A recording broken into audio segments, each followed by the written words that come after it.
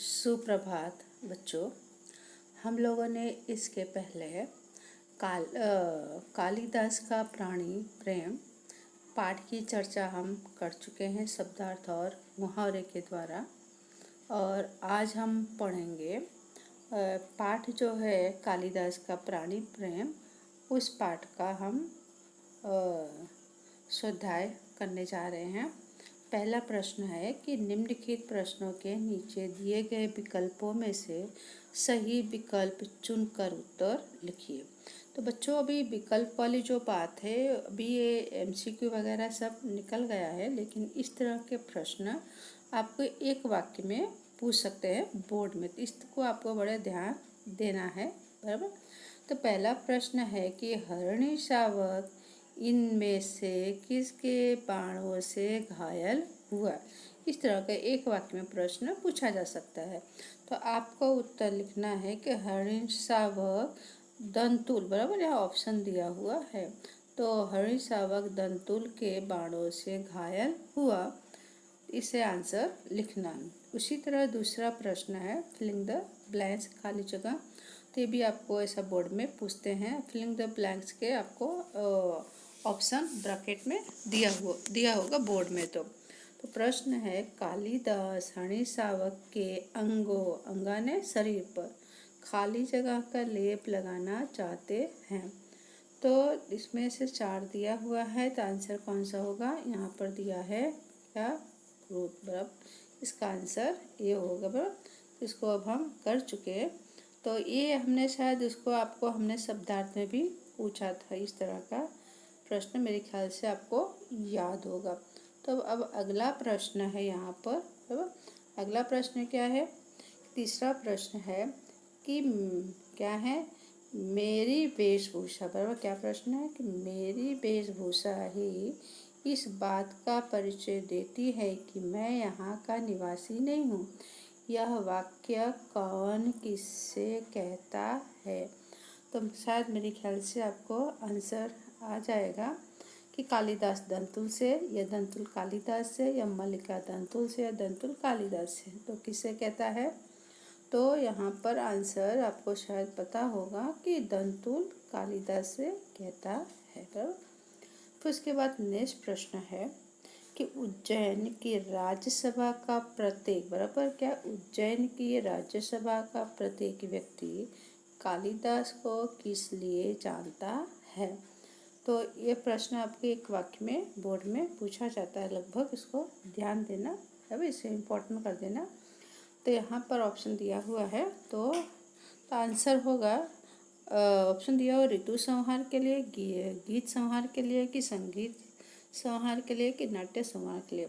तो आपका आंसर लिखना है उज्जैन की राज्यसभा का प्रत्येक व्यक्ति कालिदास को ऋतु संहार, तो क्या आएगा? ऋतु संहार के लिए, बराबर, जानता है। ओके।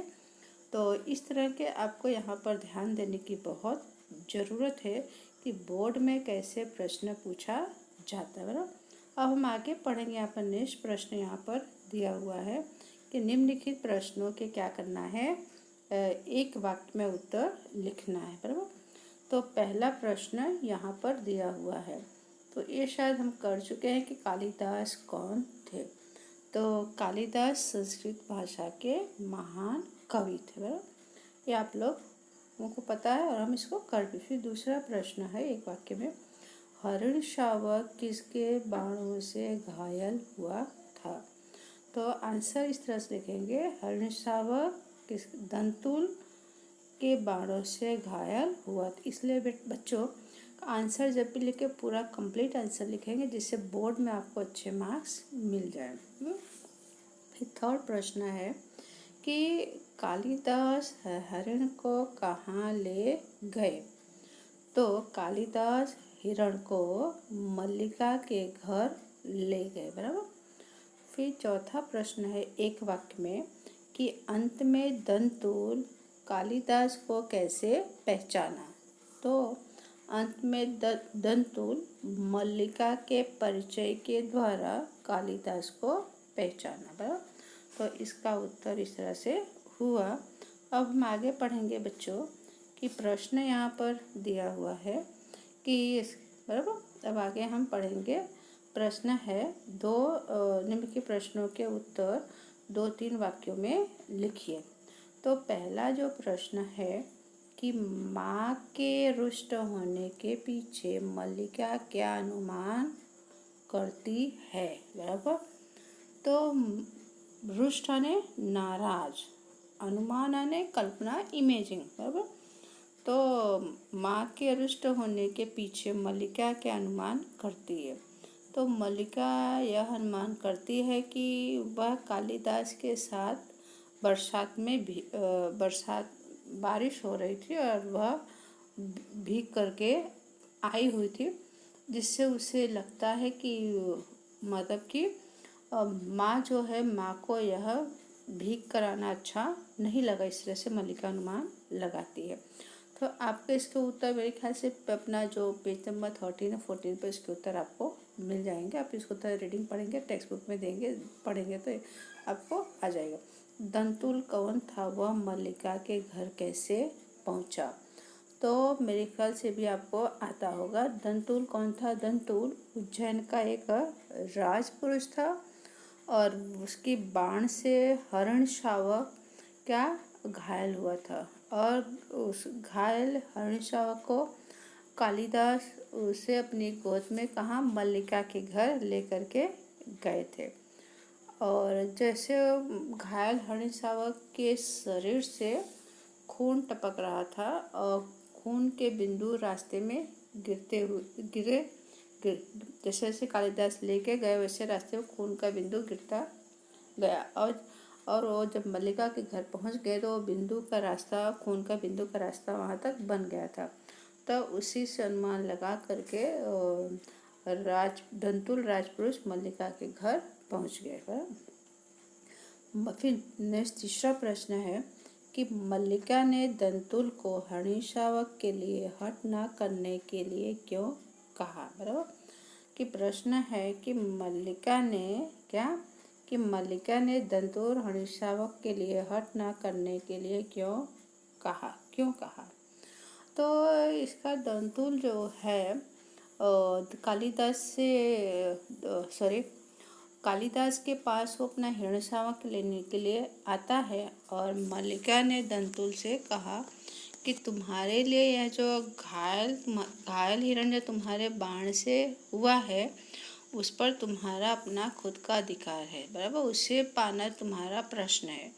जबकि कालिदास ने उसे क्या दिया है, कालिदास उसको एक सहानुभूति, एक अपनापन दिया है। तो कालिदास के लिए संवेदना का प्रश्न है और तुम्हारे लिए क्या है, तुम्हारे लिए अधिकार का प्रश्न है। तो इसलिए तुम उसके मतलब कि हट मत करो उसे पाने के लिए। फिर चौथा जो प्रश्न है कि कालिदास दंतुल को अपराधी न मानने के लिए क्या तर्क देता है। कालिदास दंतुल को अपराधी न मानने के लिए क्या तर्क देता है। तो जब कालिदास के पास दंतुल अपना घायल हिरण को लेने के लिए आते हैं, तो अब कालिदास कहते हैं कि इस क्षेत्र में कभी भी किसी भी हरिण शावक का शिकार नहीं किया जाता है, और कोई अपना मतलब कोई शौक के खातिर वहाँ शिकार अकेले नहीं करता है। और यह जान पड़ता है कि तुम यहाँ के नहीं हो, तुम बाहर से आए हुए हो, इसलिए तुम्हें यहाँ का नियम मालूम नहीं है। और हमारे यहाँ पर क्या कि किसी भी प्राणी का शिकार किया जाता नहीं है, इसलिए तुम्हें अपराधी न मान करके वह तर्क दे देते हैं, बराबर। अब जो पांचवा जो प्रश्न है कि उज्जैन की राज्यसभा कवि कालिदास को सम्मान किस तरह करना चाहते हैं, बराबर।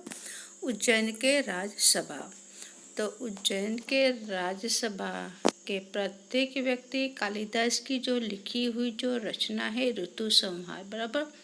तो उस उज्जैन के जो राजा सम्राट हैं, उन्होंने उसे पढ़ा और पढ़ करके उसी बहुत प्रशंसा की और कालिदास को अपनी सभा में बुलाकर उन्हें राज्य सम्मान देना चाहते हैं। बराबर। तो यहाँ पर ये प्रश्न आपका 2-3 वाक्य में कंप्लीट होता है। और बच्चों उसी तरह आपको अभी हम पढ़ेंगे प्रश्न जो है कि प्रश्न 4-5 वाक्य में लिखिए। यह प्रश्न क्या है, यह प्रश्न विस्तार से आपको लिखना है। बराबर। तो यहाँ पर पहला प्रश्न जो है, निम्नलिखित प्रश्नों के 4-5 वाक्यों में उत्तर लिखिए। पहला प्रश्न है कि घायल हरिण शावक को बचाने के लिए कालिदास ने क्या क्या किया। तो इसका भी उत्तर आपको मेरे ख्याल से पेज नंबर 1 पेज के आंसर आपको मिल जाएंगे कि जो हरिण शावक है वो राजपुरुष दंतुल के बाण से वह घायल हुआ था और घायल हिरण कुलांच भरता ने छलांग भरते हुए वह कालिदास के गोद में आ गया और कालिदास ने उसे अपने बाहों में उसे ले लिया और उसके शरीर पर अपने हाथ से सहलाने लगे, उसे सांत्वना देने लगे। ठीक उसी तरह जिस तरह की बच्चा घायल होता है तो उसे माँ अपने बच्चे को पुचकारती है, धीरज बंधाती है। तो कालिदास ने भी वैसे ही हरिण शावक को क्या किया, उसे अपनी बाहों में लेकर उसको आश्वासन से सांत्वना देते हैं और फिर उसे मल्लिका के घर ले जाते हैं। मल्लिका के घर पर ले जाकर उसे दूध पिलाते हैं जिससे उसे थोड़ी राहत मिलती है।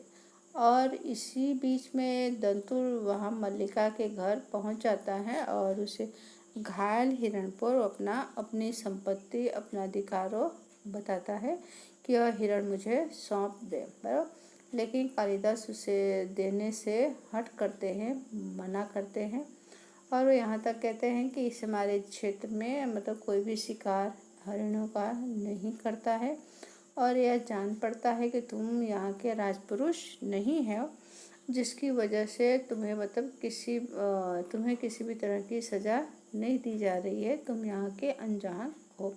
इसलिए इस हिरण को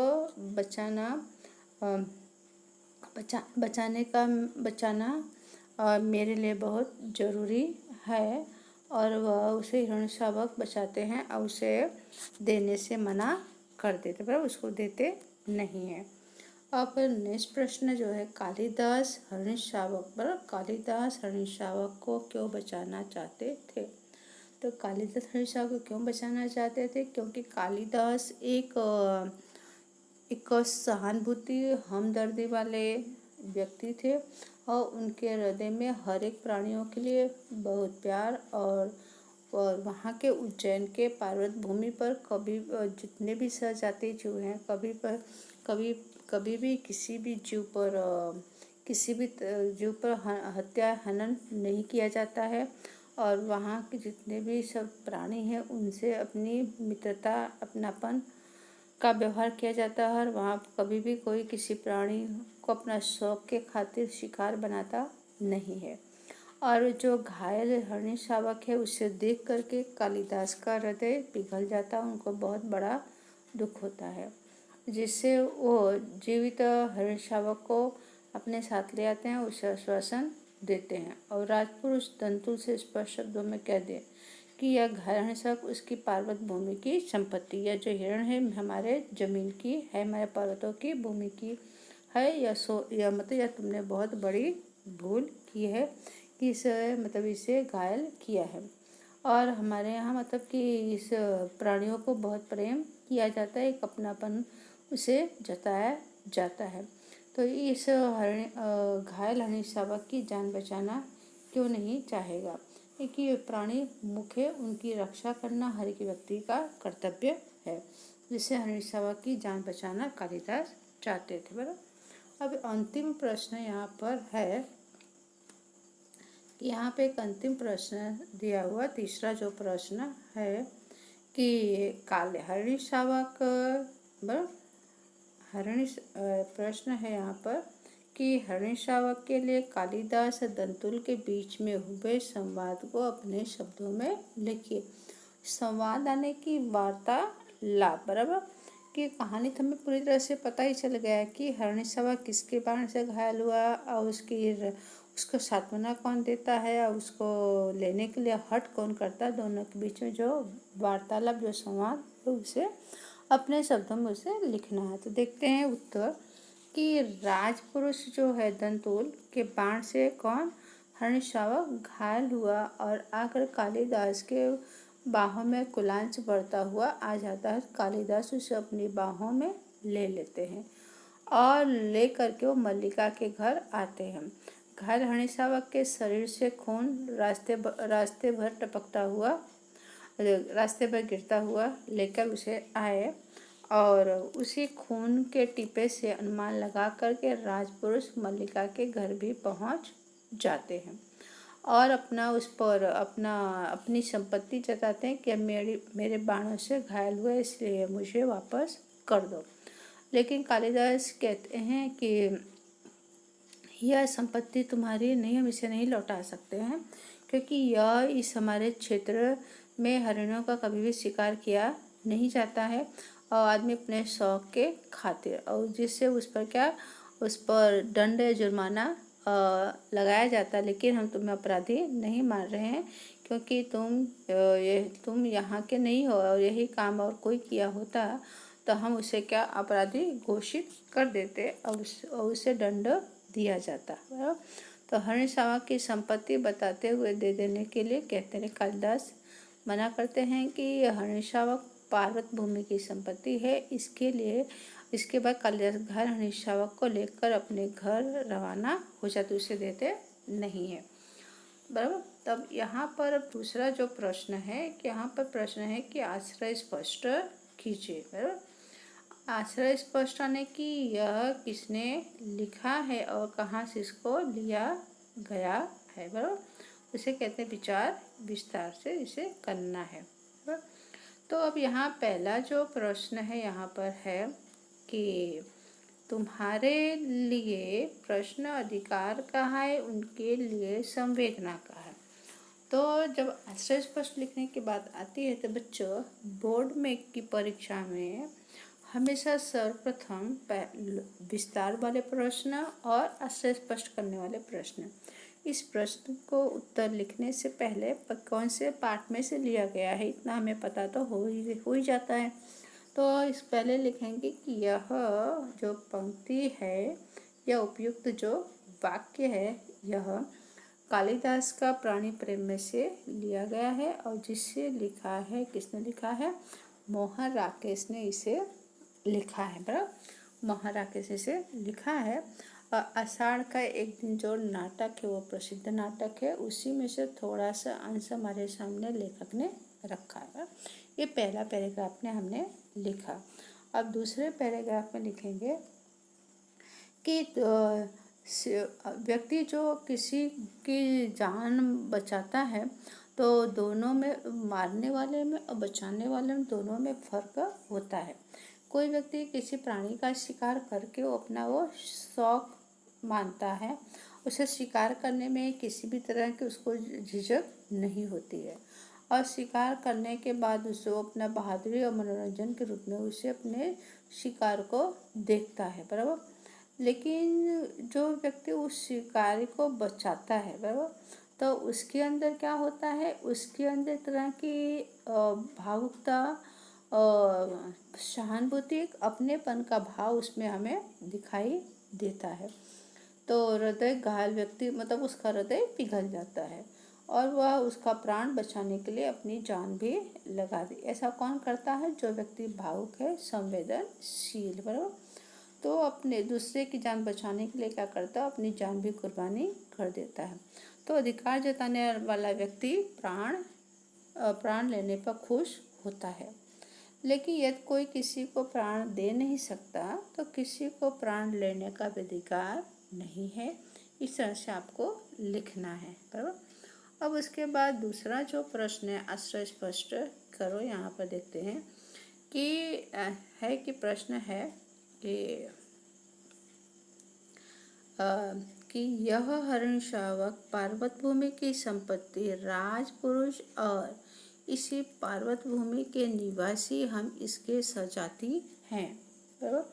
तो फिर से हम क्या करेंगे, पहले हम इंट्रोडक्शन देंगे कि यह कालिदास का प्राणी प्रेम पाठ में से लिया गया है और जिसके लेखक मोहन राकेश हैं। तो मोहन राकेश का प्रसिद्ध जो नाटक है आषाढ़ का एक दिन, उसमें से लिया गया है।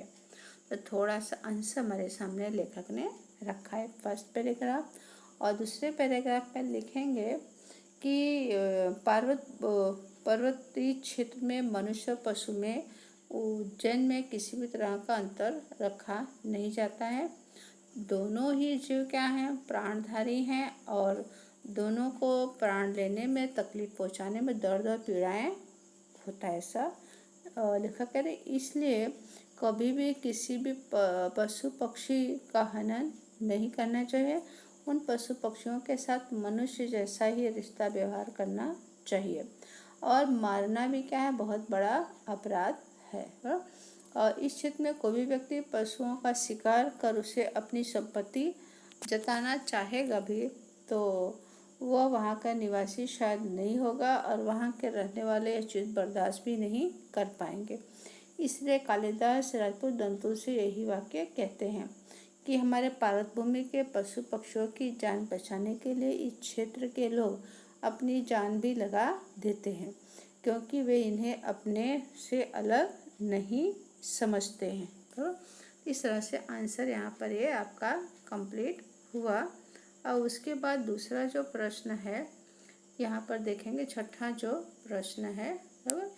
तो छठा प्रश्न यह है कि शब्द का अर्थ बताकर वाक्य में प्रयोग कीजिए।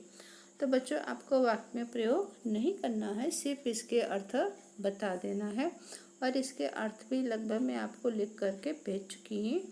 तो पहला जो है यहाँ पर है अस्त्रण, अस्त्रण यानी बिछौना, बराबर।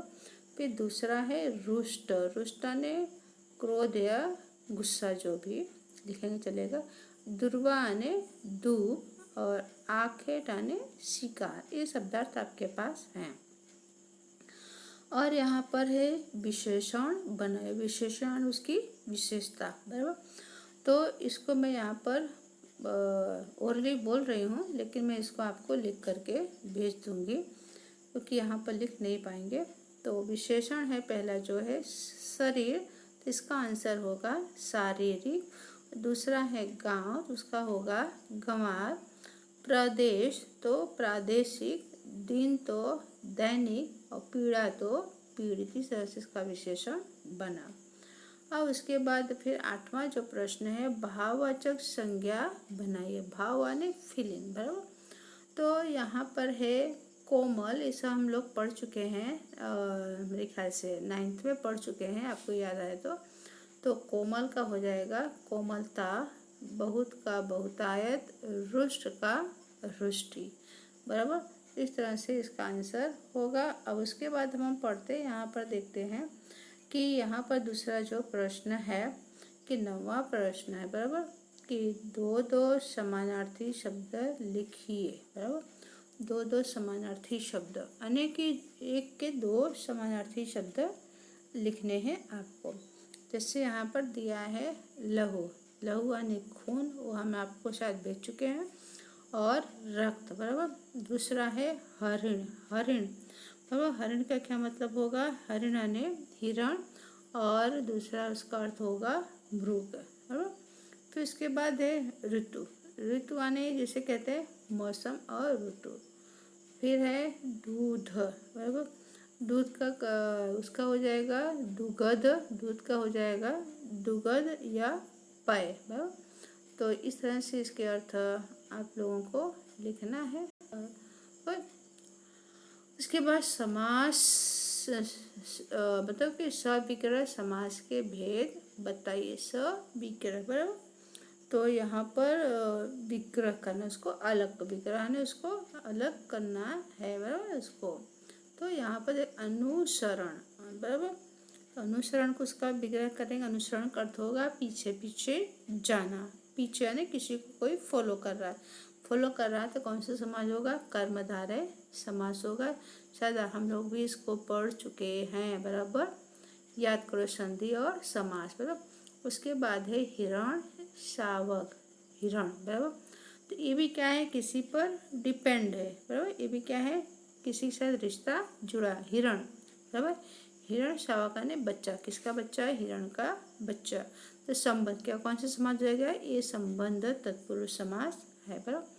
उसके बाद है प्रतिदिन, प्रतिदिन यानी प्रतिदिन यानी प्रत्येक दिन यानी हर रोज, तो ये हो जाएगा अव्ययभाव समास। उसके बाद अंतिम है निशस्त्र, निशस्त्र यानी कि शस्त्र के बिना, हथियार के बिना, ये भी हो जाएगा अव्ययभाव समास। तो यहाँ पर आपका पाठ की चर्चा में प्रश्नोत्तर की चर्चा यहाँ पर समाप्त हुई। और आने वाले इसको आप अच्छी तरह से आप लिख डालेंगे। और बच्चों, मेरी क्या, आपको कोर्स मैंने वैसे भेज दिया है। अभी आपके टेस्ट होंगे 25 तारीख को, तो आपको 2 चैप्टर रखा है। पहला जो चैप्टर है वह प्रभु तुम चंदन हम पानी और बूढ़ी काके, उसे अच्छी तरह से ध्यान से उसे आप पढ़िएगा। एक वाक्य में फिलिंग द ब्लैंक्स, फिर लॉन्ग क्वेश्चन और ग्रामर जो पार्ट है फर्स्ट एंड सेकंड जो चैप्टर में, उसको अच्छी तरह से कर डालिएगा। और कहीं भी आपको कोई डाउट हो तो आप उसको पूछ सकते हैं। और धन्यवाद।